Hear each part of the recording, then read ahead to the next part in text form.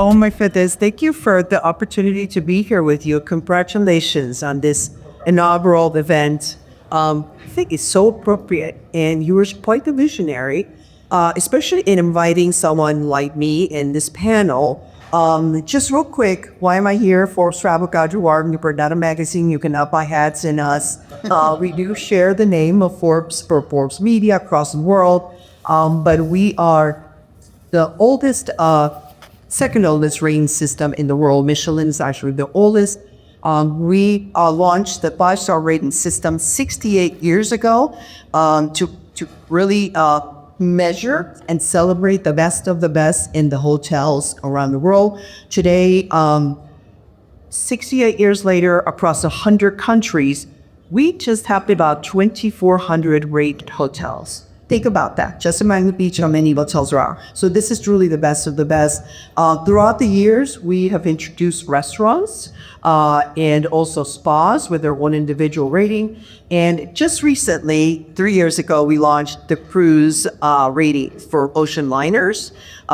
We just had our first 5-star rated cruise ship celebrated this week. I don't know if any of you went to Sea Trade or are connected with the industry, but Ilma from the Ritz-Carlton Merchant, and that was historic because it's the first one. We also celebrated the first 5-star rated restaurant on a ship, which is Le Voyage by Daniel Boulou on Excel for Select. So it's a very exciting time for us. Super yachts are, we do a lot of work in addition to our ratings. Back in the house, we do a lot of work with probates that just want to be the best. I want to be 5-star. I want to deliver 5-star. The yachts do too. They want to deliver that experience for their customers. So that's kind of like we got connected here. We have a wonderful panel. We have a lot of questions ahead, but a quick intro because I'm really excited by each of your companies. So Alain, would you like to get us started? Good. Thank you so much. Real pleasure to be here in Miami. First of all, I feel like I'm a dentist here with pillars. Yes, I'm the CEO and one of the co-founders of a company called Odyssea, which is a private residential community at sea. We're partnering with Ismarena and the Serbia Public Tech out of Warrenho. And this is a segment that will revolutionize our industry where we straddle the single yacht ownership, which is the alternate. We all know that being in the yachting world is nothing more unique and special to have that experience. But there are those that want to share those experiences with like-minded people, and there's a value proposition to actually take your yacht around the world where we somewhat say we take the yacht where you wish you could take a new yacht. We constantly circumnavigate the globe and introduce people to these fabulous functions. I've been in the industry for 35 years in the luxury segment on land-based hospitality, but also at sea, and ready to forward to the discussion. Yeah.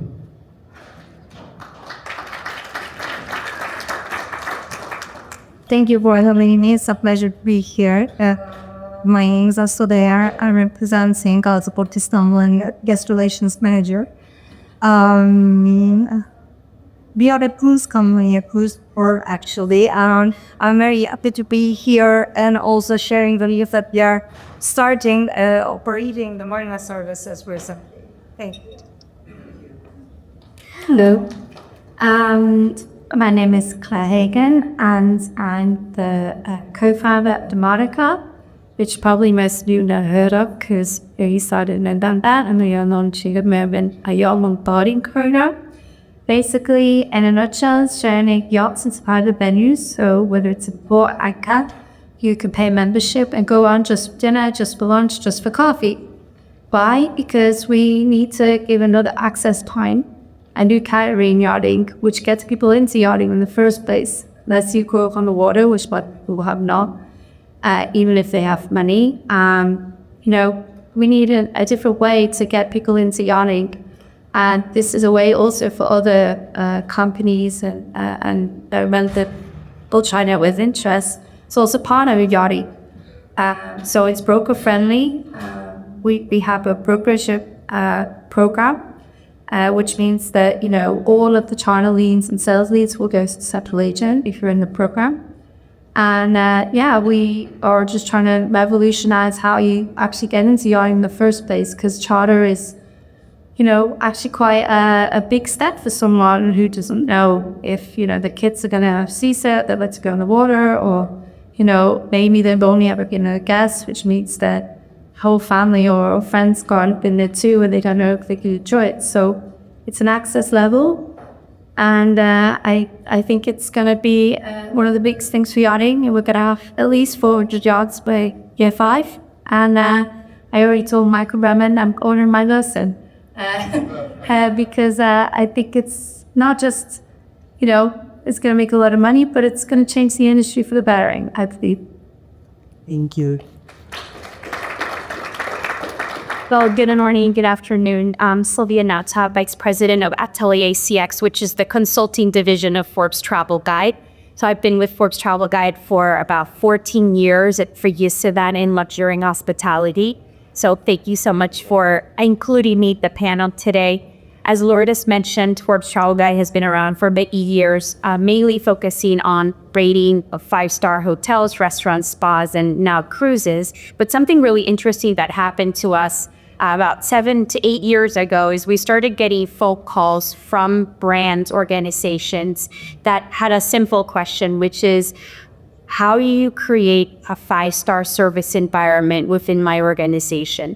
Since then, we have been very fortunate to be able to work with Porsche, Genesis Motors, JP Morgan Chase. They created their new head office in New York, the Baltimore Ravens, Hermes, Chanel, IGY Arenas, private aviation like JetBlinks. And throughout the years, come into these organizations very humbly, really looking at through the lens of how you drive service excellence, create service cultures, and really be able to create an environment where the service, the people-driven service, is also very relevant and to be able to create that ultimate experience that we're looking for. So, excited to meet you. Me. Also, this is your last one, and you're my friend. Because it's important. But this is a question we've been asked both for of you, so they can get through. Luxury yachting today is no longer only about owning a yacht. It is increasingly about access, as you said, Claire, experience, hospitality, and belonging. How is that changing the industry? And I think you could say that from a customer perspective, anyone. Yeah, no, thank you, Lourdes.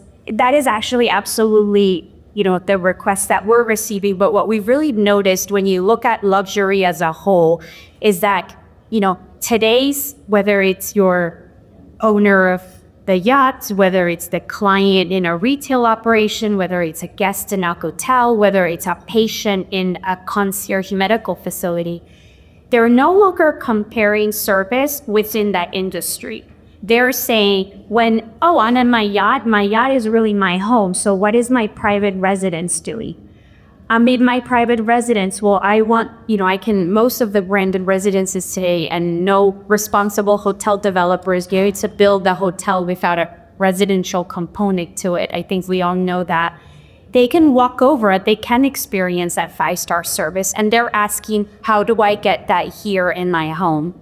I think along with that, we know that, the big trends around luxury as a whole are sense of community. So how do we like-minded individuals, whether you're at Yellowstone Cloth or the Cayman Cookout or at the private shopping experience at Harrods, how do we, trust is ultimately important to that. How are we creating communities and access for that individual to be able to be around like-minded individuals, which also causes them to talk about what great service is, and we call them service opinions.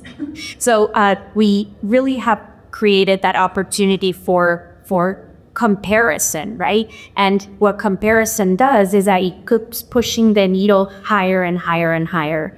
Second thing, we know wellness is extremely important for all travelers, but there's a big trend around that. So I think, when it looks to changing the industry, we're talking to, Michelin star chefs about GLP-1s and the impact that that's having on menu engineering and offerings, and, even, a room at being able to have access to storage of these types of facilities.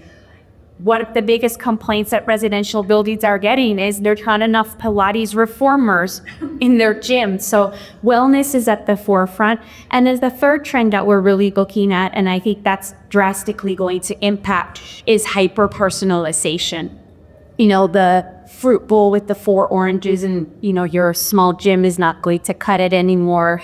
The, you know, decorated parties or roster, whatever it is that you shop, Oriental Express decor is not going to cut it anymore. People are looking around and they truly know what quality is, and they're having that expectation. And the AI is not going to deliver that. It's going to be the investment in the people that are delivering that human connection and that sense of personalization. That's great. So again, allowing you to start up, you said now. The same question, I'll remind you. Luxury value today is no longer only about owning a yacht, it is increasingly about access. Is true. And yes, I actually would like to just sort of say is, I think you got to define what luxury is. I think a lot of people get confused with a product versus a luxury. And in my view, the luxury is about getting what you want when you want it without even knowing you wanted it. So there is this ability where people want to, I want to echo a lot of what you said there. In fact, I think we check a lot of those boxes because people want to be around like-minded people. People would still like to, we're curious as a species, we want to adventure out, we want to find things, and we want to reconnect to nature. We also want to connect with cultures around the world. And a lot of people realize when they've got the means to travel, that suddenly they realize that 90% of the world they haven't seen. I guarantee you that most of us are probably the most traveled people in the world, and yet you and I have been to 160 countries. I think my knowledge of the world is 10%, you know? And so that means, you know, as we go out there and try to discover other planets and that, which is great, we should also look what's on Earth. You know, there's so much to still find to see. So being able to create a community where there's longevity, having a great health program. Our partnership with Chanel in Switzerland allows that to happen. To be with like-minded people where my wife and I be together 30 years, great. She's Scottish, but if I say I'm gonna go play golf, she goes, you're on your own, you know. So I could go travel with like-minded people where the two of us share a love of diving. So we could do that together, but then maybe with my other friends on board, I could go do that. Or so this community that shares multiple passions. If you use Yellowstone as your example, we are exactly that at sea. And we're that movable asset. And in the previous mental I picked up on, in my previous life, I was with Ritz-Carlton. And one of our most successful properties was the Ritz-Carlton Bali. In 2004, we had bombing there, which took the occupancy from 96 down to 0. And it took us 3 years to recover that property. We have the great fortune in Rumia, we have movable assets. So you can travel, we just take you to where, you know, whether it's economic or geopolitical, or we can move the assets around. So bringing all those amenities, being aboard, and I believe it really, the ultimate luxury is having choice. Choice to travel, choice of what you consume, choice to take care of your health and wellness. And we're trying to put that all in one package at sea. Thank you. Alfie, would you like to address that question? Luxury today is no longer about only, it's about feeling. Guests are no longer buying comfort, they are buying stories actually. And this is why the industry is shifting from ownership to experience and belonging. Stories must be flawless, predictable, seamless, and fun offers. But the experience must be deeply local. What makes a destination truly special is what cannot be replicable with anywhere else. Local gastronomy, craftsmanship, and art, they are no longer the extras, they are the essence actually. And the people are not just longer just service providers, but the storytellers. The moment you explain the story behind the simple gesture, service become something else, really something else, something personal.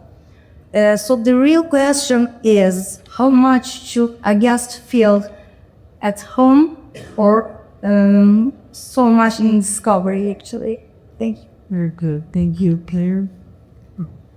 I agree with everyone, but I also think that we are going into an era where luxury is everywhere. Also, you generally get good service in a good hotel. You get generally, most yachts, it's good service. But what's the difference is knowing that the crew want to be there. They're not just paid to be there, and that's why, like, one of the first things I said was that 10% golden membership is going to crew and a heartbreak fund.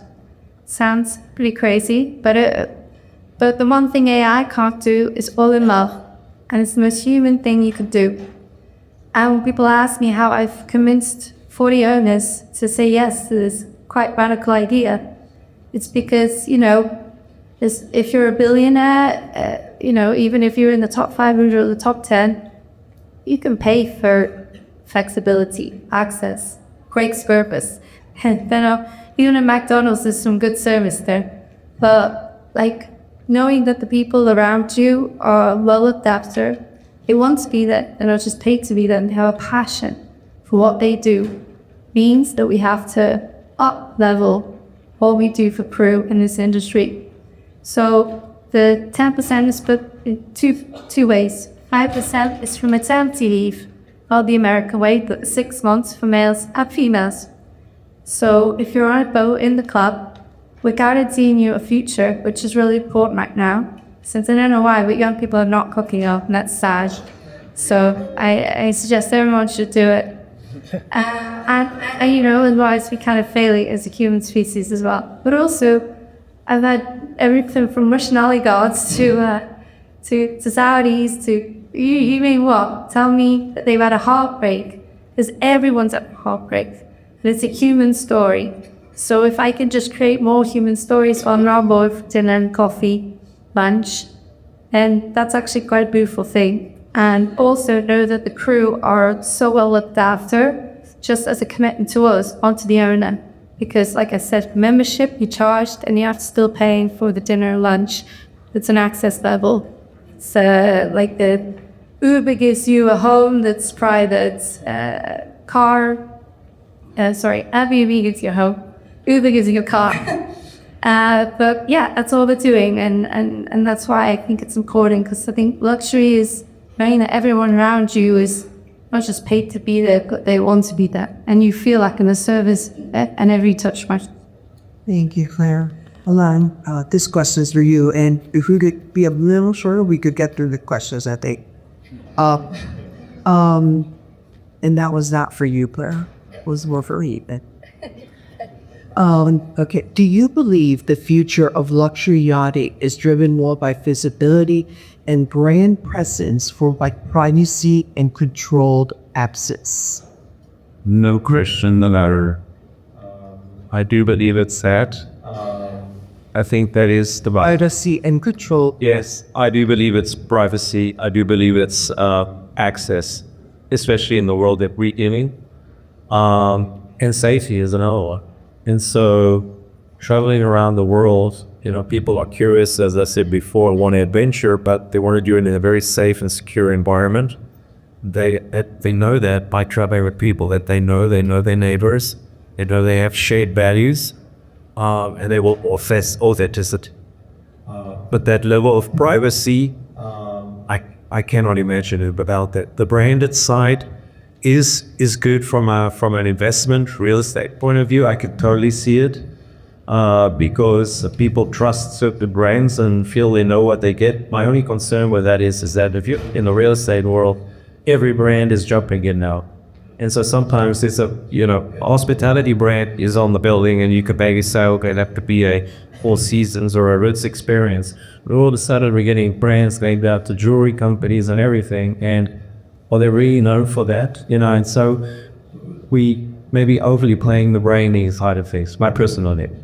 That's great points. Leslie, would you like to answer that question? Short answer, yes. Don't ask for that anymore. Actually, guests are Yes. Guests are comparing the world in real time. they expect the same level of personalization and efficiency everywhere. Both infrastructure and service culture don't evolve at the same pace, actually. The winners are those who can do both of them. Operation and human touch are really important on those. What we've seen is really simple. When these move in sync, guests don't experience a destination, they experience the whole story and ecosystem. To keep up, we track global trends closely. We truly listen to our guests' complaints and everything, and we feedback from that. And we turn insights into action, like our brand new exclusive post-truck service port pass. And we measure it like 14,000 passengers, 10,000 baggages in a single day. And 91% of guests experience and satisfaction, because in luxury, speed is not so important. Consistency is everything. Thank you. To say that, family office report, no more concern in all China and that's is courtesy. The world is, both in so many ways. The hate against the world, so we get worse as AI displaces jobs. And this is also why a club that gives you a private area that fundamentally the crew is privacy built in, which is not like other restaurants. Private areas in London are surging for 400%. And there's 150 private members clubs in London alone. And the demand is only getting larger because people, can facial now search you. Meta is lobbying so that if you've got a Facebook account, you can use Meta glasses to identify you. Public spaces are just not a safe thing anymore, fortunately, for a lot of people. Thank you, Sylvia. Yeah, I couldn't agree more with all of you. I mean, I think when we look at luxury, we define luxury as time. Doesn't matter who you are, where you come from, or how much money you have. We're all going to be running out of it. So I think, big those experiences comes that degree of privacy, which ultimately comes down to trust. Trust in my crew, trust in the physical, safety of the vessel. Trust in that the people that are working for me have my best interest at heart. So I think that privacy and trust work very well together. And I think, to address, you're absolutely right. I mean, we're in Miami, you go up and down, A18, and I think every brand has a branded residence.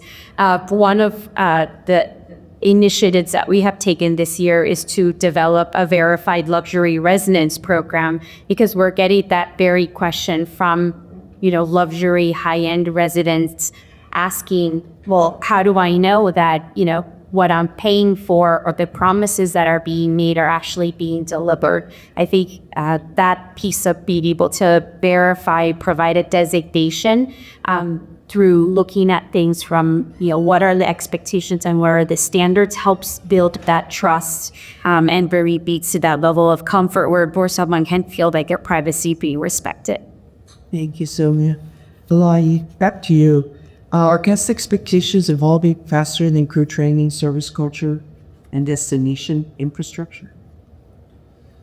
I would say yes, and that does highlight a very important factor. Like, yes, the expectations, because we live in an era where people have access to more information than ever, so people are wanting more things today, and they're wanting to travel and experience and have amenities.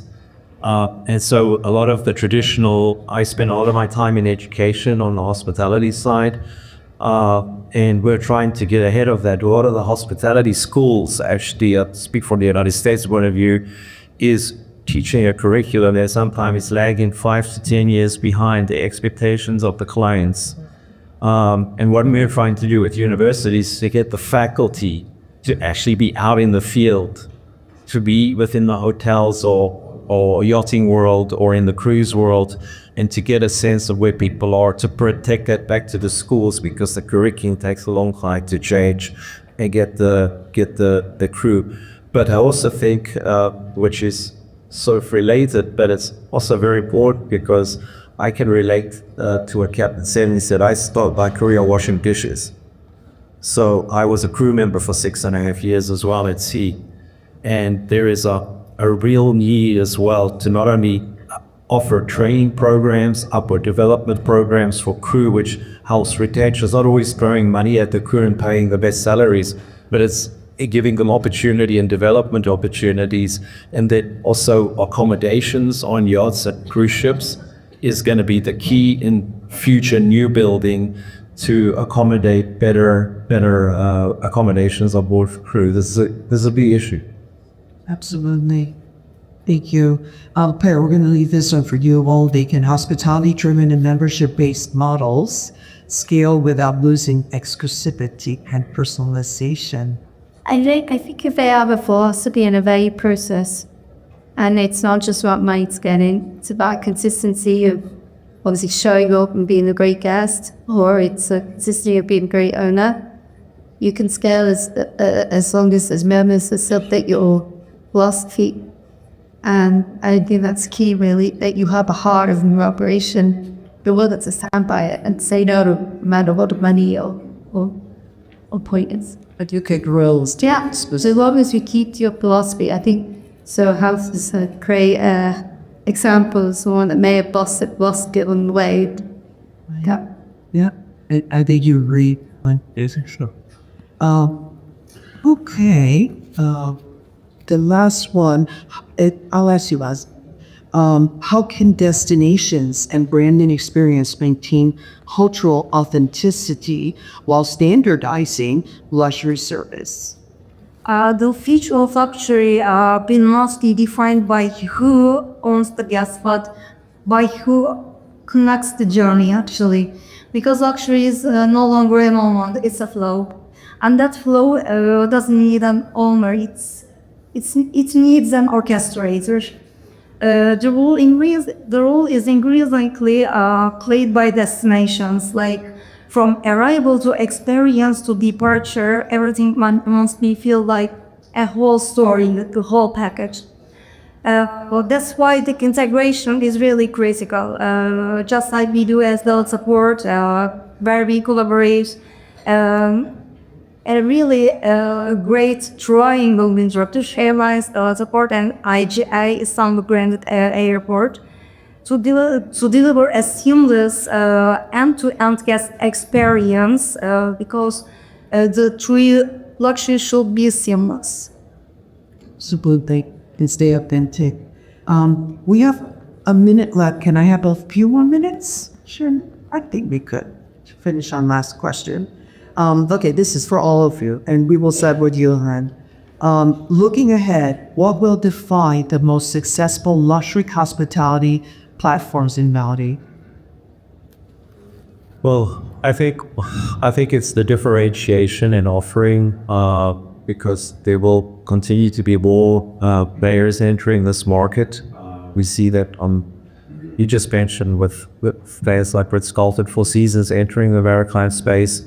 I think that's going to be an onward trend. You're going to see a lot more of the famous hospitality brands entering in as well. I think there's going to be a trend towards yacht-styled communities, but also cruising side, which you see on the cruising side that's happening, but this will start to happen on the yacht side like what we are doing. I think there's going to be a larger trend towards, as you said, this authenticity and this cultural immersion into countries around the world, off the beaten track places that most people have not traveled to. But I also think there is going to be more of an expectation on the give back side as well. So, luxury is also about leaving a mark that as you interact with these remote cultures around the world, do you have sort of a philanthropic side to what you're doing? And we try to leave a positive legacy wherever we go so that we can open up for other people to go into regions that are non-typically travels.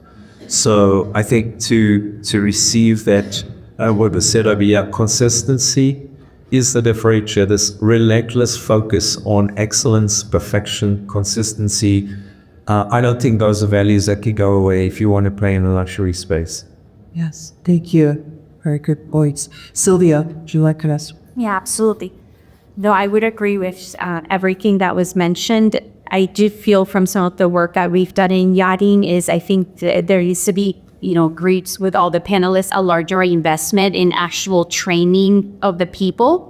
I think I hear very often, oh, they're spending 50 million, 100 million, $500 million on marbles and chandeliers and cutlery and, frette within sheets. And when we ask, well, what's your budget for training? We don't have one. You can't expect people to just, miraculously, because you tell them provide magical service and everyone to understand what that means. Service has to be defined through expectations and standards because it gets the individual clarity. What am I supposed to be doing? We throw out a lot of terms of, anticipatory service, provide care, go above and beyond, never say no. And that can be very confusing, especially for today's generation that have very strong values and they also want to make an impact and give back to the community. So my hope and, the trends that I'm seeing is that, that people investment, which we know that human connection is not going to be replaced by the AI. I think most luxury hoteliers will tell you the hotels provided better service when, we had a stamp on our registration card that said, don't forget to give out the fax. We got rid of all of that and brought in technology, and now the teams are actually struggling to provide personalized service because by the time you get through the 5 computer screens to find out it's Mrs. Smith's birthday, she's gone, right? So I think the human element cannot be forgotten. And I think the yachting industry, because of that intimate relationship that you built with your bidders and your charter guests, you have the capability of just saying a higher standard that the rest of luxury will be able to follow. Thank you. There is a wonderful platform. Yeah, I mean, my comment is, people are luxury brokers are not going away. If anything, they become more integral effort because someone needs to be responsible for who they transfer money to. And the human infrastructure in luxury is okay anyway. If you want to deal with the human when they're feeding them large amounts of money, for sure. So I think a digital platform trying to cut out brokers, forget about it. It's your day is Sam. Thank you. Last that first. Every operation is really special for us and they're very kicking for of them. And what makes our destination so special is what cannot be replicated with anywhere else. That's what we are trying. Very good. Well, wonderful. Thank you for your valuable insight. Each of you very unique. And I guess we have a couple of minutes to open up to a few questions. I know we're a little bit over our time, so if you want to say no to me, somebody? Nobody? Okay, then we will go over. I knew you were. Yes. Go, please. I think Amory's up there's someone over here, but the light is, The line does not let me see, so if you could stand up and somebody maybe bring her great. Thank you. I actually have a question. I love the talk about consistency, quality, but personally, I would like to know more if anyone has overcome how to scale luxury. Claire was talking about how to scale in philosophy, but also in the other sectors. How do you say exclusive when you're talking about this high net worth individual clientele and are able to continue to grow without diluting your rents? So if anyone can share. Who wants to answer that? And then, please. Yeah, I mean, it's sort of what we said, oxymoron, yeah, it's like scaling luxury. So it's never going to be, it's no such thing as mass luxury. And so I do believe that this focus on individuality, we should not lose the focus on the individual person, the individual family. There is a need for consistency where you have your brand have certain aspects that you're known for, that when you go to a particular brand, you're going to deliver the following things, which would be the more standardization side. But in our world, I think a good example, we actually say, as long as we're not doing anything unethical or illegal, the answer must always try to be yes, right? So if I have to think regular hotel standards, and I say, oh, okay, I'm going to do morning turn down service or cleaning, and then you be cleaning to turn down service. Well, I have a client that says, I want my room cleaned 5 times a day. And the answer is yes. And if somebody says, I only want it done once a week, the answer is yes. So what's luxury? Once a week or 3 times a day? It depends what the client wants. So if you can give the client what they want while still remaining profitable, yet, because it's sometimes, you can't just do everything, but we try to do everything. And I don't know if that fully answers your question, because it's an almost an impossible question to answer, because scaling it makes it difficult. You see some of the best breaks in the world. I remember, not to take the gig of it, but I remember Ritz-Carlton in the early days when we had 5, 10, 50, 20 hotels, where you opened one hotel, the next hotel was opened with about 20 to 30% of former hotel employees that had the brand, the culture, everything, and made the next hotel opening easier. But when suddenly you are 140, 150 in your portfolio, you're starting to see luxury brands when they open a new hotel, they might have 1 or 2 people that come from the original culture. It takes it much longer for you to develop that. So sometimes growth and success of a brand, you need to make sure you don't lose the original culture and values that make people fall in love with a brand in the beginning. Absolutely. You could have your funny issues, but you have to build your authenticity and participatory service. Absolutely. And Rick definitely wants to say this. Claire? Of course. I'm sorry, it was pointed out to me earlier that I didn't introduce myself. My name is Norma Treese, and I hear so many things that resonate, I think, with all of us in the room, talking about service, talking about uniqueness, talking about stability. But in addition to my business experience, my passion project, as a lot of you know here, is the International Seakeepers Society. And for 29 years, we have been involved in basically putting scientists on board yachts. And what we find is that this serves as a motivation for people to feel really good about their yacht ownership experience. It's for crew people to feel great about their experience working on board. And we like to think that we're really contributing seriously to helping keep our oceans safe. After all, that's where we all work and play. Good question. Yes, my question is for Alain. Can you tell me if, and I know I'm a big fan of your project at Elysia, how ocean science is something that you work with and that you're providing on board Elysia? Yes, thank you. I fully agree, and I really compliment you on all the work that you do. I think we need a lot more commitment from the industry to support that. Ourselves as well, we have a lot of focus on what we're doing, but one of the things is, as you know, a large component example of the ocean floor is lug mat. It's hard to believe we know more about the moon than our own oceans. And so, but the difficulty is many vessels don't travel to some of these remote regions. So this is an area we're committing. For example, we're outfitting our vessel with multiple systems to map the ocean and transfer that data back. Second, we're also hosting scientists. We actually have a section on the vessel that's going to be dedicated laboratory, where we are able to host scientists from around the world as we go to sensitive regions of the world, that they can also collect data and provide that back to, again, NGOs, universities around the world. There's also a philanthropic side to it, because we're working with organizations around the world. Hopefully you support one like yourselves as well, where we have a residential community with needs. So a lot of times they get caught up in what they see on television, and that could be a double-edged sword, because some of it is politically driven, left, right, whatever you stand, but nothing beats seeing it with your own eyes. And so as people like us that have means, and we go into these regions and we're with scientists, and they can show the problem, our residents can get involved and provide financial resources to support ocean reefs, conservation.